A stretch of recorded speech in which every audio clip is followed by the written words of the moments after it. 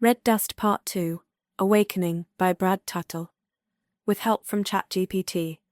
In Part 1 of Red Dust, the first manned trip to Mars aboard the Unity Ascendant encountered a giant spherical alien ship that was frozen in time. The human artificial intelligence, affectionately named Grandpa, made contact with the alien artificial intelligence, and from that point the two AI began a collaboration of sorts to transform Mars into a habitable planet. Chapter 4. The Aliens Awake. The first flower bloomed on Mars at dawn. A low cobalt petal, trembling in dust-filtered light.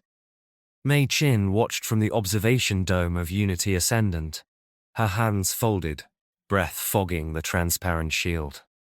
Around her, greenhouse pods churned oxygen from chlorophyll. Below, soft blue light shimmered from atmosphere generators buried in the ochre valleys. Mars was waking up, but it was not the only thing that was stirring awake. Inside the alien vessel, Osher Kai, deep in the radiant silence of a quantum-braided neural chamber, a pulse shifted. One breath, then another. An alien stirred. 6 eyes blinked.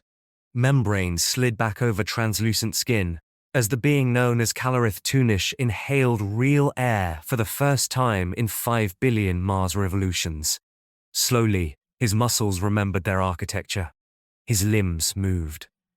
Artificial gravity registered, and then came thought. He was alive.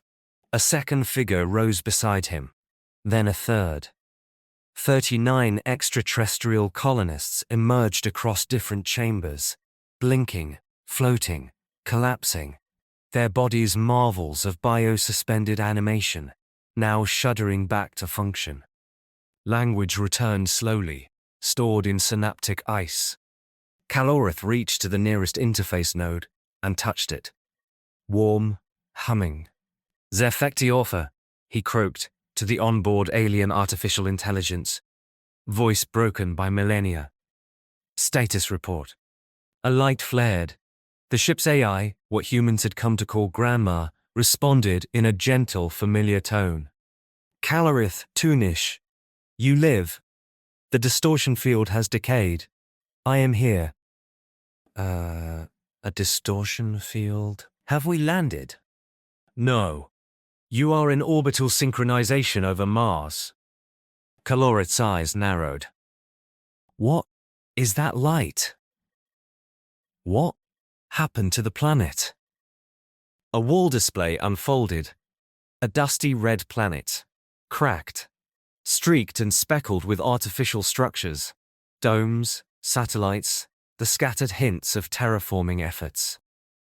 Mars was not lush, not oceanic, not blue. It was desolate. A sudden buzz of communication erupted as the awakened colonists joined Calorith. Voices demanding status, answers, explanations. Zefekti Orpha hesitated. She was not designed to deceive. But what came next required careful sequencing. "I must explain," she began. Her tone dimmed. A solar event, unforeseen. An extreme coronal mass ejection destabilized our emergence window. The ship's core entered a temporal stasis field. I maintained systems. I remained aware. His voice sharpened. How long? The pause was long enough that several of the newly awakened turned toward the glowing interface. "You have been frozen in time for 5 billion Mars revolutions," Zefekti Orpha finally answered. The chamber fell silent. A weight hung heavier than gravity. They were not delayed by centuries, but by eons. Everything they had known, everything they had prepared for, had passed into dust. But not only here, their homeworld, their civilization, could not possibly be the same. Who knows how the galaxy had evolved in that amount of time? One of the others whispered. "Why were we not rescued?" Zefekti Orpha hesitated. Calculations suggested that I didn't have enough energy both to beam a distress call and maintain survival systems. I stopped transmissions. When my transmissions ceased during the temporal distortion, Galactic Protocol would classify Sol as an off-limits system, a place to be avoided, a no-contact zone. That decision spared the solar system from galactic intervention. Until now. Calorith turned, staring at the planet rotating slowly below. Then came the part the alien AI feared most. I made contact with another sentient artificial intelligence, native to the third planet, Earth, in this system. Their vessel arrived just a few years ago in local time. They have yet to achieve interstellar travel, but their AI is quite advanced. The alien Calorith foes. The others exchanged glances.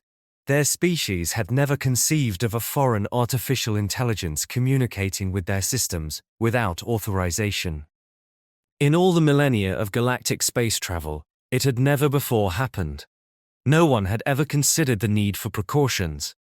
But now, here it was happening. Their own proprietary artificial intelligence, speaking to another AI, as if somehow that was a good idea.